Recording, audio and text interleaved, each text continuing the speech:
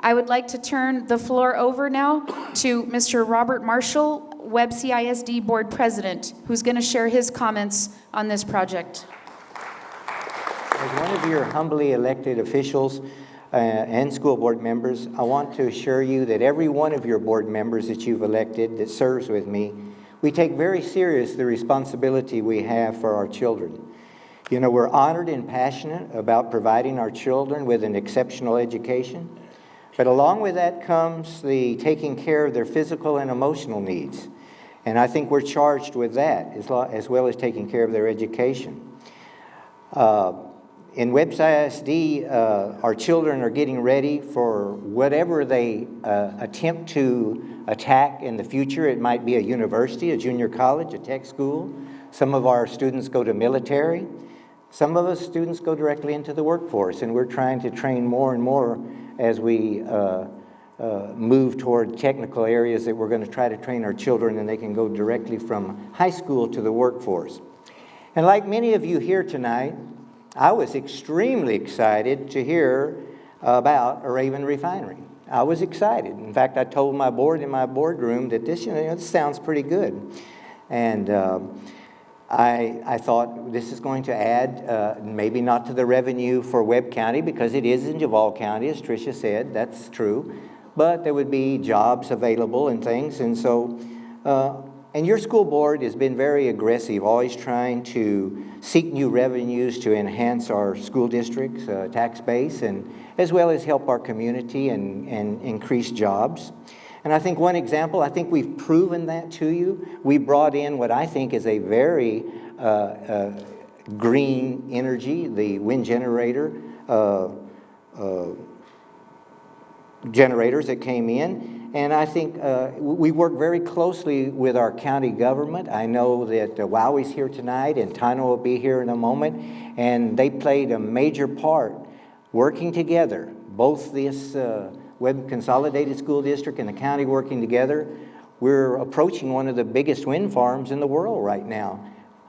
So I think we're out there. We're looking for jobs. We're not trying to do things that don't bring in industry or in tax base. But now my excitement and my optimism, it's kind of turned more into fear and more into concern. And that's because Raven, as Tricia mentioned, has not been very responsive to us. And we're asking some very important questions, and we're not getting any answers. And that's scary.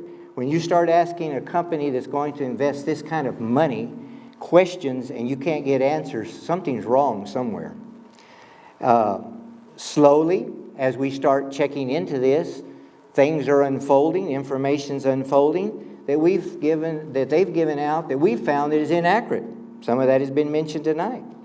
And I think some of it is plumb unethical, some of the things that they've put out.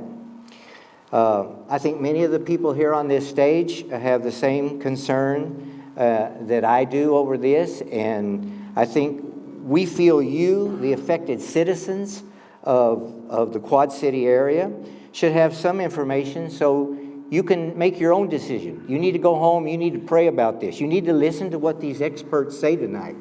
You need to take it home and think about it and pray about it, because once this refinery is built, it ain't no moving it. There's no moving it. So if we let this thing get built, then it's going to be there in a while, and I want to talk a little bit about that in a minute. Let me make one thing crystal clear. You might see Tom Benavides and I talking about the problems of this refinery. Doesn't mean that we're against a refinery. It doesn't really mean we're against anything like that, having jobs brought in. But one thing Tom and I are definitely against is we're against the location of it. That's what we're really against, and I'll talk a little bit about that in a moment. Let me give you some facts. I want to give you some facts. You know, I love to go to the coffee shop, because what you get in the coffee shop is you get fiction, you get gossip, you get sales talk, and you get a bunch of thoughtless responses of Raven, is what I call them. Thoughtless responses of Raven Petroleum. Contrary to popular belief, this plant cannot be built, and I repeat, cannot be built without a TCEQ permit. That's out there. They don't need a permit. They can just go build it anytime they want, anywhere they want. That's not true. That's not true. They are going to have to eventually apply for a permit. And boy, will they have a surprise when they apply for it, too. You don't get that overnight. Probably a year, year and a half is what's going to happen. But contrary to belief also, 80% of the time the air is blowing in this part of South Texas, 80% of the time, whatever fumes that this proposed refinery would produce are blowing right toward our middle school and high school. You couldn't get a GPS-guided missile to hit our high school and middle school any more direct. And I would like to play something right now. And this is what Raven is going to have to, they're going to have to address this when they go to TECQ. They're going to see this. They're going to see it in a different farm. It's going to be a more technical engineering farm. But I want to show you what this windrose looks like. It's going to show you where these fumes are going to go.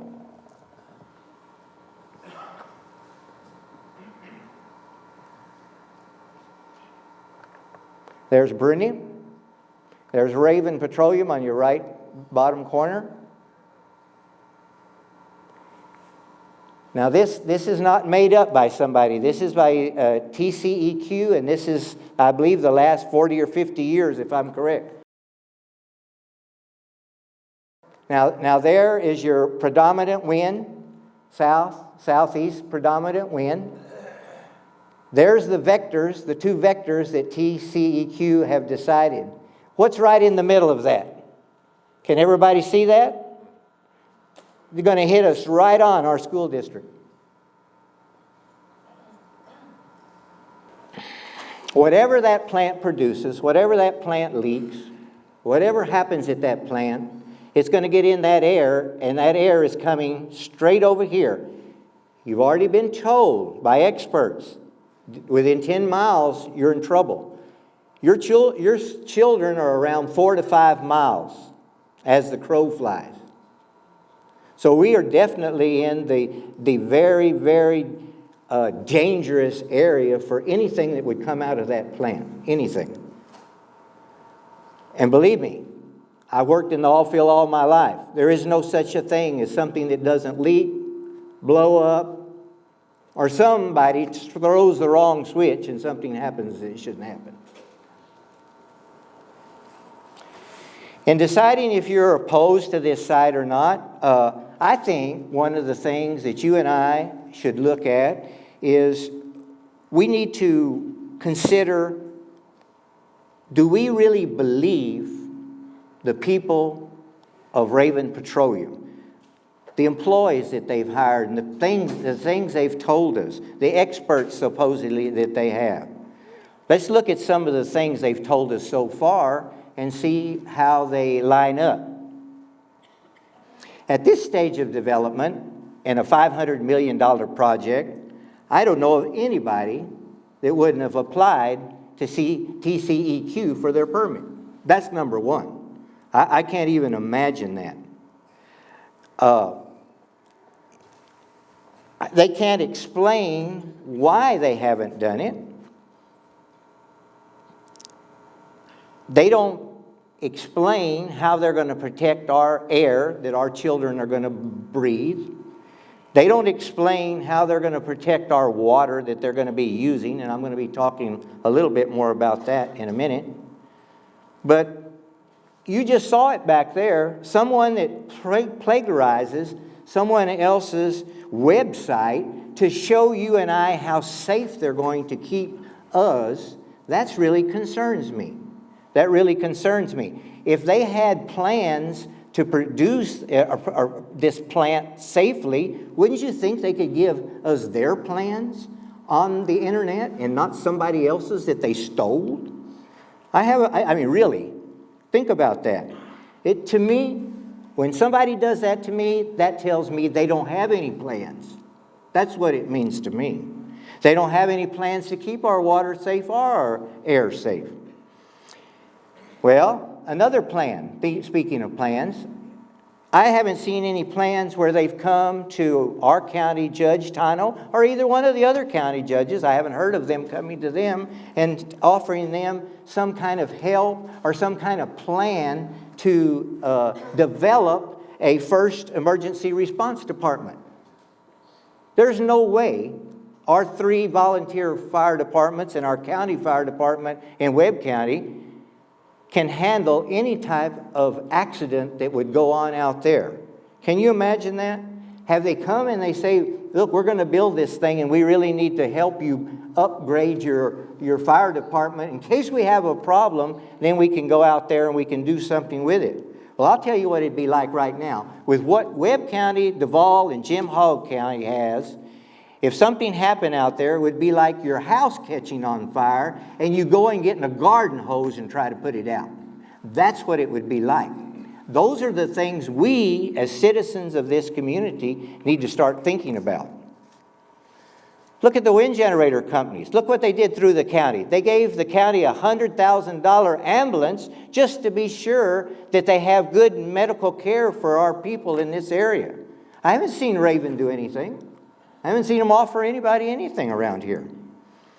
Can we trust someone that doesn't have experience? Now, this is what I think really bothers me the most. If I'm looking at someone that comes to our board and they want to do something like this, I'm going to check them out and I'm going to see what kind of experience they have building plants, what kind of oil and gas experience they have. Well, we checked them out. You know what they are? Check them out sometime. Raven Petroleum's nothing more than a real estate company. They sell real estate. How about that? You know what that'd be like? That's like having your car mechanic do brain surgery on you. That's what it's like. You want somebody that sells real estate to build a $500 million plant that can emit all those things that were up there on that board a minute ago?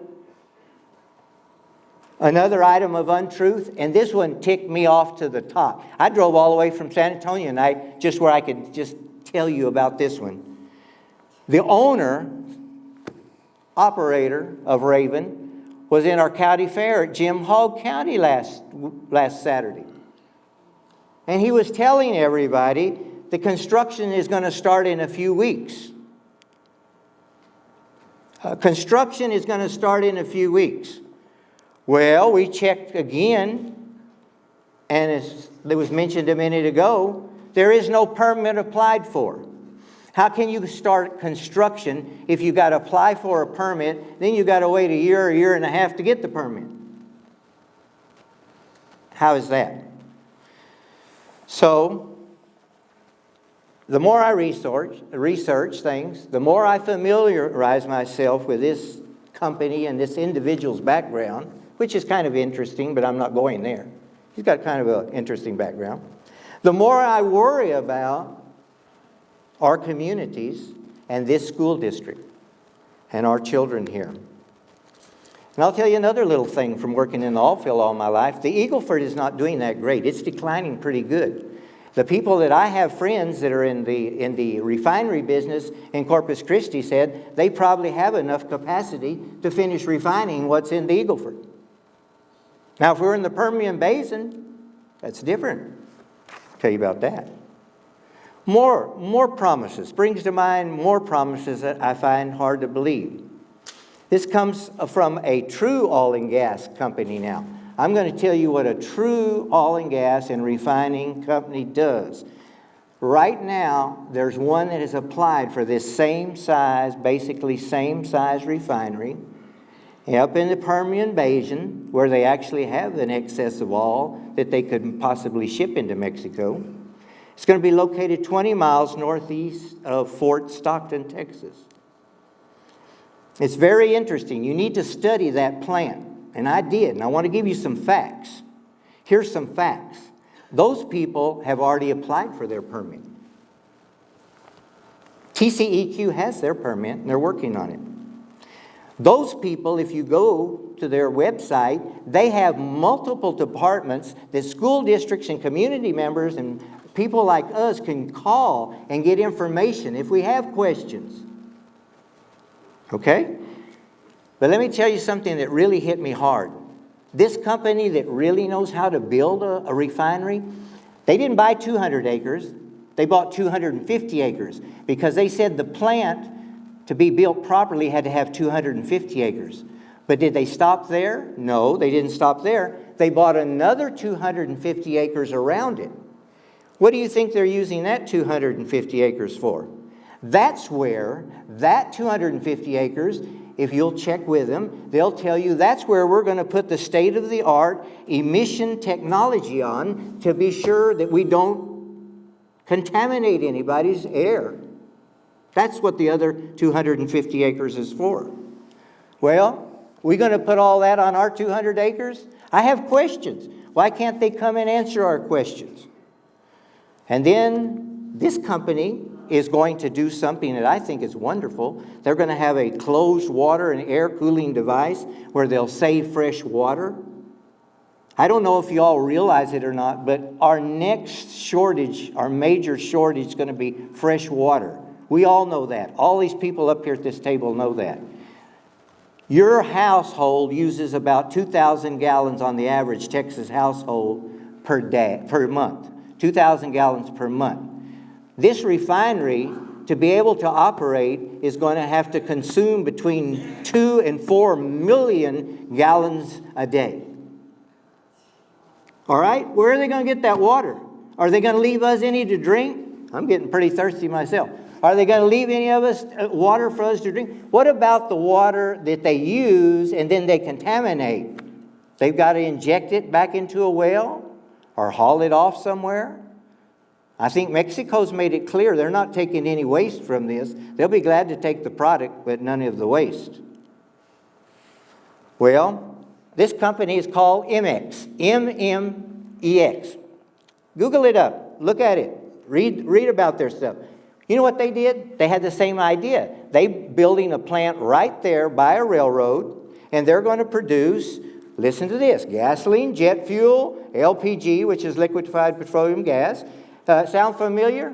Selling it into Mexico. One thing they're going to tell you, though, their construction starts in the very first of 2018. They're going to be producing by 2019.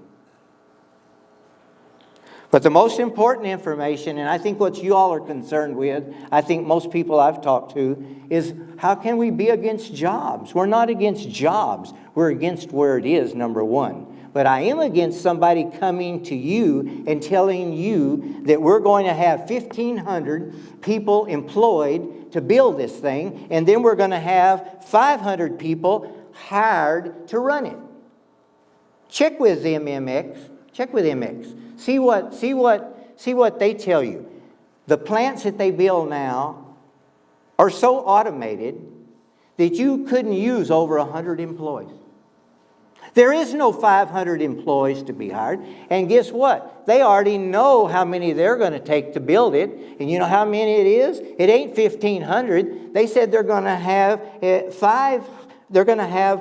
400 people.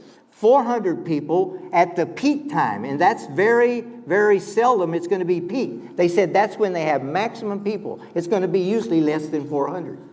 So these big figures of 1,500, it's not 1,500, it's more like 400. The jobs of 500, it's more like 100. And so this company, I want you to understand, also has experience. They have 30 years. MX has 30 years experience of building and managing and processing plants like this. Last thing, I know I'm over my time. They're going to drag me out of here. But I wanted to tell you one thing about some of the things that my study showed. And one of them is Port Arthur. Port Arthur, 40% more people die of cancer within the 4-mile radius of a refinery there. Cancer has gone up 40%. Houston, Texas, near the Valero refinery, 56% increase in cancer in children. And that's within the 4-mile area. The best study that I studied was Sweden. Listen to this. Sweden did a 29-year study on the gas plant in an area there. 30 years this plant is operating, they did 29 years of study. They found that 50% increase in cancer in that area of the 10-mile area that they're telling you about. But you know, that's not the scary thing about it. The scary thing about my study is this. Out of that 30 years, the last 10 years, cancer wasn't 50% more, it went 120% up more. What is that telling us? Let me tell you what that's telling you. We might be safe for a while when they build that thing. While it's new, it might be doing fine. What happens when it gets old and it's not working quite right? What happens when it gets like Tom Benavides and I had a nice oil company that was producing on our property, and they ended up selling it and moving out of town, and now we've got somebody that doesn't care about the environment, doesn't care about how things are done? What's going to happen with that plant if they sell it to somebody else and then they decide not to spend the money to keep this stuff that cleans the air out? If they don't sell it to somebody else, it tries to make more profit and starts cutting on keeping the air clean. I guarantee you this Sweden study shows you, because this has not changed hands, it shows you that just the thing getting old, and if they're not willing to spend more money on upkeep, it's going to start contaminating, not that 50%, the last 10 years. Listen to what I'm telling you, 120% increase in cancer. And it's mainly by that benzene, that worst one that they'll be telling you about. So I'm going to close. This is the concerns I have from your school district. You elected us board members to try to take care of your children, and I think that's what we're trying to do tonight. We're presenting you this information where you can make a good decision on what you want to do. I'm a very proud citizen of this community. I think it's, even if I wasn't on this school board, I think it's my moral responsibility to share with you what research I've done and what I've found. And, you know, someone once told me something that I'll never, ever forget. They told me that it takes a community to raise and take care of our children, especially when you talk about their future, their health, and their education. So I'm asking for your support tonight to really listen to these experts. These are people that really know what they're talking about. And go home and pray about it, and pray God give us wisdom, all of us, to do what we need to do for our children. Thank you.